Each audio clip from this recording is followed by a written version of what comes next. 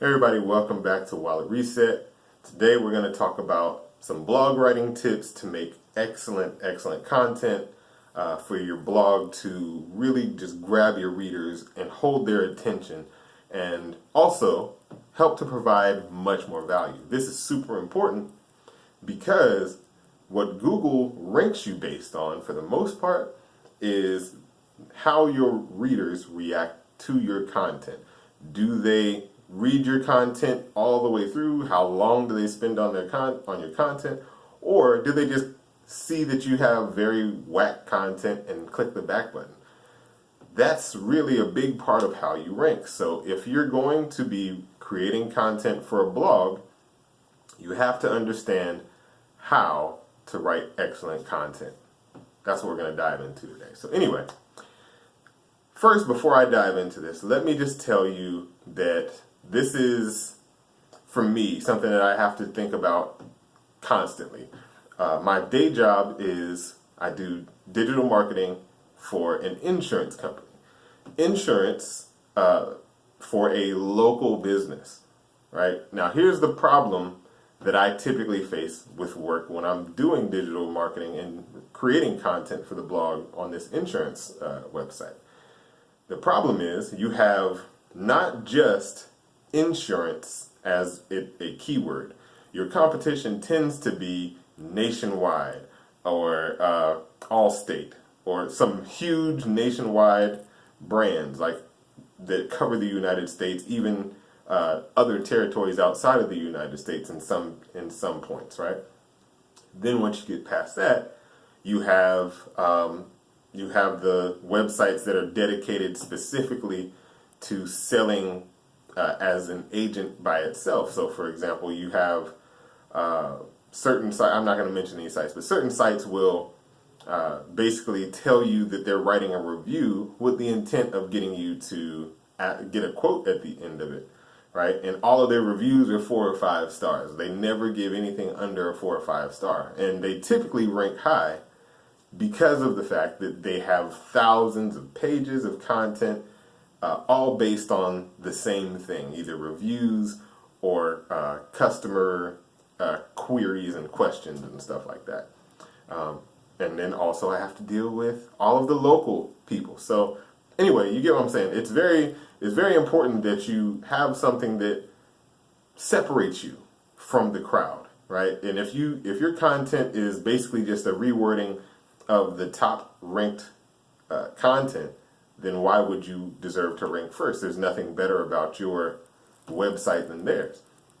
So this is how I approach content whenever I'm writing content, with the intent of ranking and not just getting, well, I'll tell you both. I'll tell you how to write just excellent content that people will love, that they'll sit and read, and I'll also tell you how to research your content ahead of time in a way that when people see it, they're more likely to share it. So I'll start with how you can write content that is share worthy.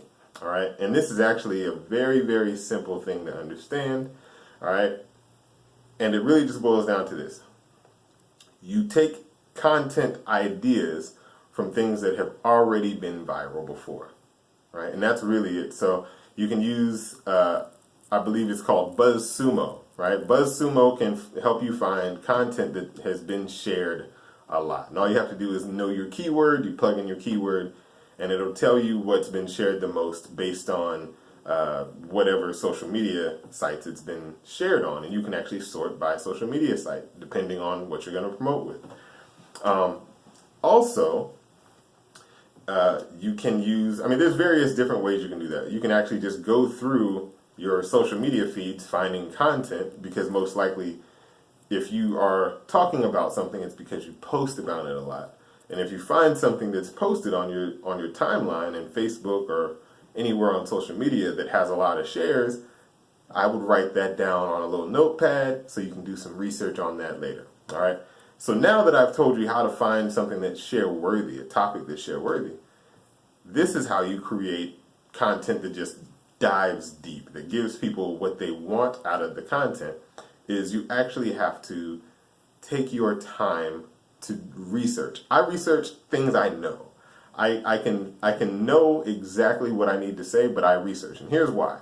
Number one, you by yourself can't give statistics, right? Or you by yourself can't give somebody a fact. You have to be able to point out some other type of authoritative website. So, for example, if I was talking about some type of a scientific or marketing research or something like that, and I tell you that 97% of people who wear blue on Wednesdays buy T-shirts by Friday or new shoes by Friday, right? Some weird statistic, and they're like, okay, well, where's the proof? And I don't show you proof. You're less likely to believe me, and that also makes it so that you're probably not going to really engage with what I have to say. All right, so here's what I would say, right? Number one, always have sources, right? That means you have to research and take your time in research. Matter of fact, the video that I made yesterday that talks about how to create content, right? How to find keywords. I kind of dive into how you can research this content and write it in a way that will help you rank on search engines.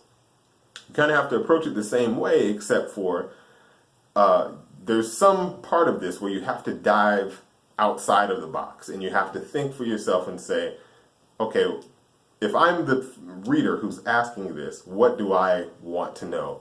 If I get to this point in my article, what do I get curious about? You have to really read your content as though you are getting it for the first time, as though you're not creating it, so that you can enhance it.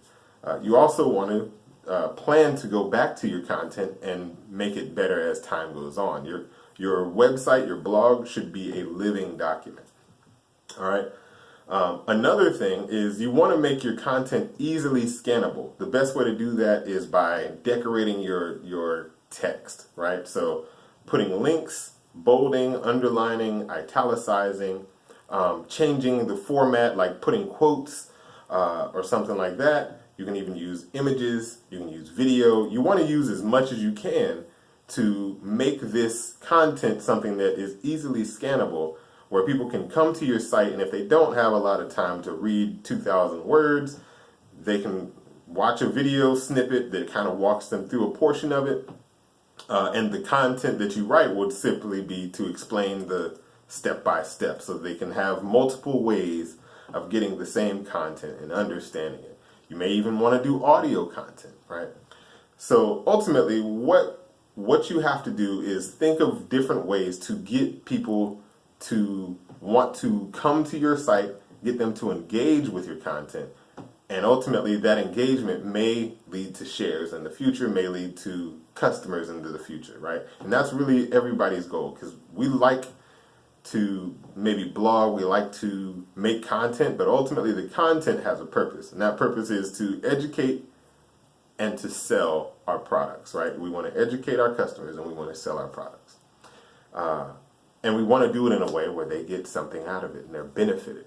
So that's it for today.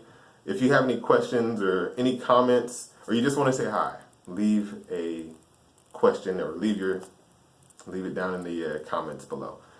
Also, be sure to subscribe. Be sure to hit the bell icon for notifications so you don't miss any more content. I'm doing stuff like this every day.